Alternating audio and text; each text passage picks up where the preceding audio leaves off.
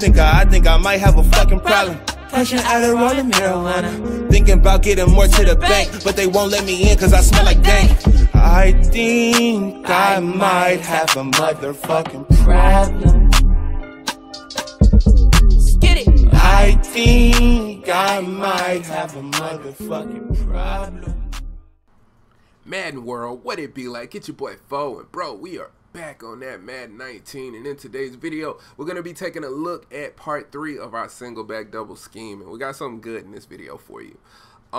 If you're new to my channel and this is your first time seeing me, bro, please make sure you like and sub, man. I put in so much work over here, a lot of hours spent making sure I can upload quality content, and I upload a lot, bro. So you definitely want to be a part of the channel, man. So hit that sub button. I also have a 4,000 sub giveaway going on right now on my channel. I'm gonna take one lucky sub, let them pick the game, and the game is on me, man. So you definitely want to be a part of that as well. All you need to do is subscribe to my channel. All my day ones, bro, y'all know what it is. Let's get straight to it. Now, I started to put out the other 2 videos last night, man, but I was like, fuck it, I'm gonna just go ahead and put out the whole scheme today. So we're probably gonna upload 4 or 5 videos, and then I'll probably drop something for my live heads. But anyway, let's get into it. So I'm gonna go with flanker spot. Now, this play is not like the best play in the game by far, but it does a few interesting things, all right, and it's good for our scheme. I'm going to introduce a concept that's now community knowledge,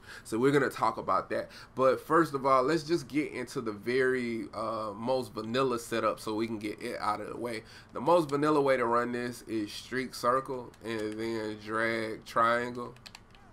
And that's it. Block the running back. You can run it like that against a cover 4 drop. Y'all know we're going to put that on the field. Just makes it really easy for us to attack. Also, if y'all didn't watch part 2, I talked about cloud flats with a little bit more detail than I have before, and I talked about just where they play on the field, so you would always know when you're scheming. So this is just another case. So I'm gonna just let this run for a little bit, and then we'll go ahead and throw it. So here's the main thing you want to know about cloud flats. So I'm going to say it again in part 3, and I'll say it much earlier in the video. That way y'all know when y'all scheming y'all own offense that cloud flats in this game will only drop 20 yards. I don't care if you back the man up, if you play over the top, he's only going to drop 20 yards. The only exception to this rule is if they play like wheel routes where he will try to man him up. That's the only real exception that I've seen. Now, as you can see right here, and I threw it early, I probably should have just waited, but he's only, you see how he stopped? He just stops. Now, if I would have let this whole thing play out, this player and this cloud flat player, even though there's nobody in his fucking area, he would have just dropped back down. They only dropped 20 yards, bro. So that's just something to note. All right, so let's keep rolling real quick. And let's talk about another variation before we get into like the interesting shit about this play. So another thing you can do is just motion this player over and just condition them to see a hitch or a zig. Because to be honest, against curl flats, this is going to work out for you a lot. So you see it, they'll just drop back. You see me get a whole fucking first down. I'm on the 30, I got to the 40. If they run like cloud flats, this is gonna work very much the same. So this gives us an opportunity as well to go ahead and put this backside player on an in route that we can hit over the middle of the field. But look, they playing cloud flats, they playing over the top, so obviously those players are gonna drop back. Gives us an opportunity to go ahead and get the first down. Okay, we can do the same thing with a zig, so just keep that in mind. It's just basically constantly conditioning them to see different things from this slot receiver because of what I'm about to show you in this next part here. So you could always do that, and then it's just different stuff, bro. If they run cloud flats, he'll be even more wide open. Now let's get into like something that's interesting. All right, so it's community knowledge now, and I really don't know who found this originally. I saw it on Madden Daily that it was back, so shout out to them, but they even admitted that they didn't come up with it. They didn't discover it first. So I don't know who the founder is. Shout out to you, whoever you are. Now I'm just using it with this particular play. You can use it with with a ton of different formations, but route swapping is back in the game. It used to be in the game way back in 15, 16. Then they took it out, I believe, in 17 and 18. And then it's back in 19. They'll probably patch this again because I'm going to show you something that I don't think I saw anybody post about in this video that has to do with route swapping, okay? So first of all, the way that you route swap is you pull up the audible screen, then you hit L2 or right 2 or L trigger and right trigger at the same time. So we'll go ahead and do it. Now, what does that do? First of all, square and circle didn't change, right? But then also this post didn't flip outside because it's an outpost. If I flip the play, he should be running his route to the outside left. Now it turns into a post. But what else does this afford me when I set this up? Triangle, I can put him on a slant now, and the slant will go to the outside. So this shit is really glitchy, and it works against a ton of curl flats and cloud flats, and I'm gonna show you how well it works. First of all, like this bomb too, so X is just, he just gets even more wide open against cover 4, cover 3, and cover 2. So he really, if they play zone, he really needs to be manually defended. If there's no match play happening where they're manning him up on their own, then they gotta like either user it or man up. But if they're playing like a 3-4, 4-3, 4-6, anything where the players are gonna be in the box and not outside, we can just snap the ball and we can throw this quick slant to the outside. And you'll see where and I'll do this one more time, and then I'll go to something like a quarters or a 2-3-6 or something. So let me go ahead and route swap again.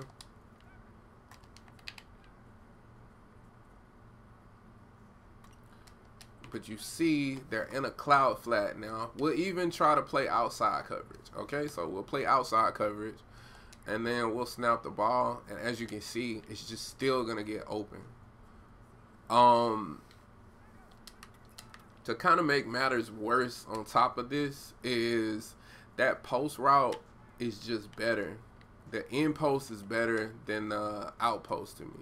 But keep in mind, you can continue to change their line of sight. You don't have to run that slant out. You could leave that hitch, or you can now put him on like a in zig. Like you can just do different shit. So anyway, let's focus on the bomb real quick. So the X receiver is, see, he's getting into this space now way better than he was before, and that'll still work with a cover 3. That'll work in cover 2. It'll work in cover 4. But let's go to a bigger set. So yeah, I guess like 2-3-6. So this way we can't just write it off as being something that's happening with linebackers because they're not playing well. So we got, who is this? Yeah, we got Marcus Williams, so we got a great safety right there. And we're going to base a line to get him outside. Now we're going to go ahead and route swap.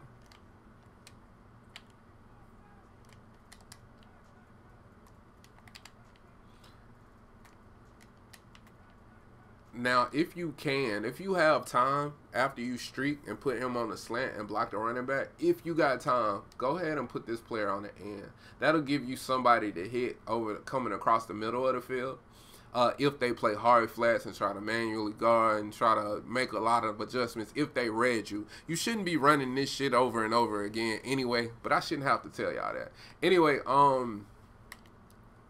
you can see that right there, right there. And look, it's still gonna work. Like they have to really play hard flats on it, just to be honest. So we'll move him back outside.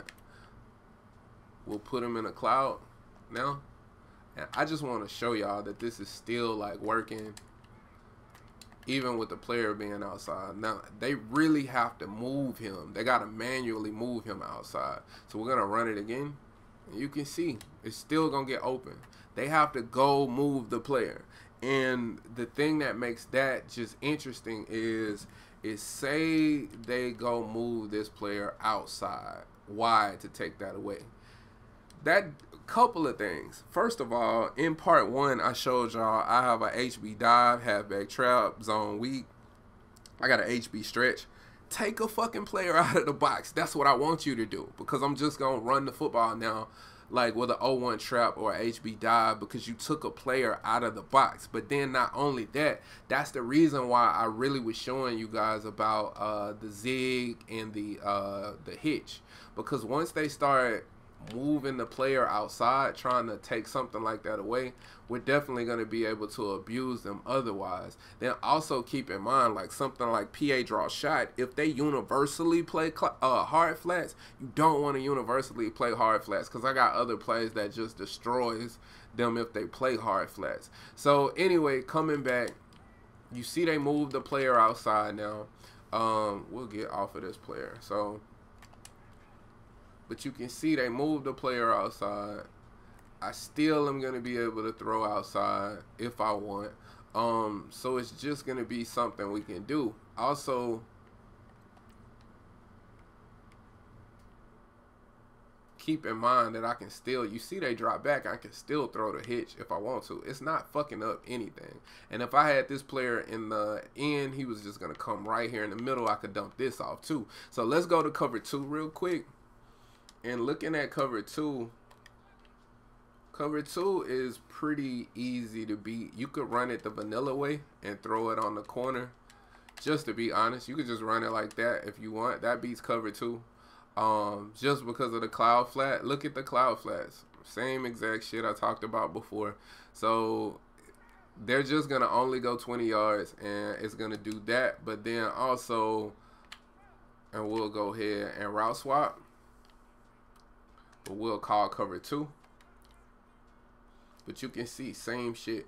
Now cover 2 actually does a good job of holding that out slant, so I wouldn't mess with them if they play a lot of cover 2. Just leave the hitch. Leave the hitch, or you know, change it to something else. But I would probably leave the hitch, and then this gives me an opportunity to create that in route situation, so I can throw right over the middle when everybody vacates. But with running a cover 2, you'll still be able to see where I'm still going to be able to hit this space. It's not going to make a difference in a cover 2. But we'll run the replay real quick, and then I'm going to show you something else that's glitchy as fuck about route swapping. So you can see it right there. If I want to, he backs up enough, I can hit the hitch. Also, this player is going to come right over the middle of the field. I can hit him. You'll see it right there, and then I can hit the bomb. So that'll still work. And that cover 2 actually has a spy on it. So yeah, that's what was different about that. Now let's get to man coverage. All right, so when you get to man coverage, here's what makes route swapping just glitchy, bro. So we'll go ahead and route swap again, but you see what happened. So say they press, you see how they get crossed up. So that's an issue, bro. Like against something like this where the safeties don't move, then what my suggestion would be to you is to go ahead and put circle on a like slant. Because all right, I'm gonna show you. So you see how that got crossed up, right? So now if you ran like this out, like slant with triangle, he get wide open because the man that's manning him up is on the other side of the field. Well, the way to fix that is base align. So if you base align, it'll fix it, and then you can come back and press. The only problem with this is look at the circle receiver now. And I don't think anybody's brought this up. I just haven't seen anybody talk about the actual circle receiver and what that actually means for 2-man under, bro. He can't be jammed. So it depends on the set they're in. Because they're in 2-3-6, the safeties don't move when they have to repress. So what my recommendation is to just put him on a slant and then snap the ball. You see, he's just going to get wide the fuck open because he's not being jammed. But if they're running something, because this is a heavy run set too, so if they're running some shit like 3-4 and they just happen to man you up because they don't want to deal with certain things that you're running and they man you up, I'm going to show you how route swapping fucks with something like that. So we're going to route swap.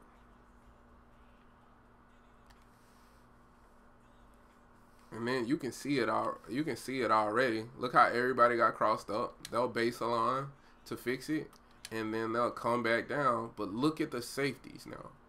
if they have to base a line, it moves players back, but then they have to press, and then the safeties come down in the box. And that's not what the fuck you want, because now I can just streak or fade, and GG, my boy. Like, that's a wrap. You got somebody that's fast, he just going to blow by everybody, and then you just going to throw it up the field, and you'll run through. If you got somebody like Tyreek Hill, like GG, bro. You got anybody with any kind of speed, it's a wrap. So you can see it right there. So they just run, he gets no press, just run straight up the field, and you just throw it over the top. So that's the last thing I wanted to show, man. For those of you that watch my videos in full length, that's just a little gem that's hitting at the end here. But like, comment, and subscribe. We're going to move on to part 4 now. And as always, respect the OGs. Peace.